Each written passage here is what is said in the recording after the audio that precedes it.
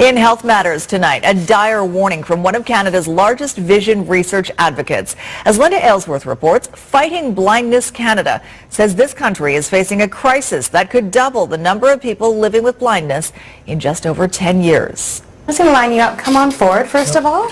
Doug is one of over 5 million Canadians living with a vision-threatening eye disease. I have a combination of the wet macular degeneration in both left and right eye, and I have glaucoma in my right eye as well. Even so, he's lucky because he was diagnosed and treated early.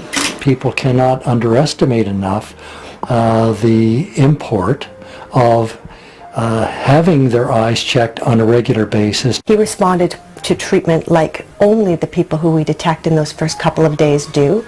He's maintained stable vision for a dozen years. Everyone over the age of 40 should get their eyes tested every 3 years, over 50 every 2 years, and over 60 every year.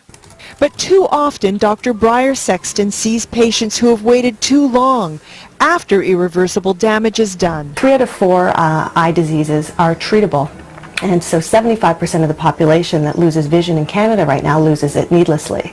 Find the door.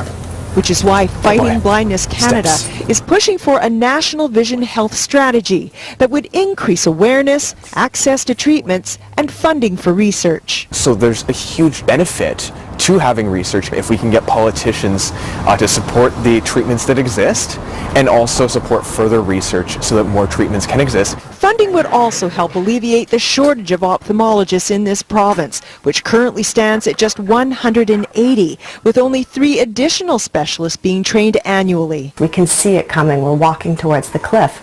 Let's be good partners with government. Let's be good partners with all key stakeholders, and let's have a strategic plan. Linda Aylesworth, Global News.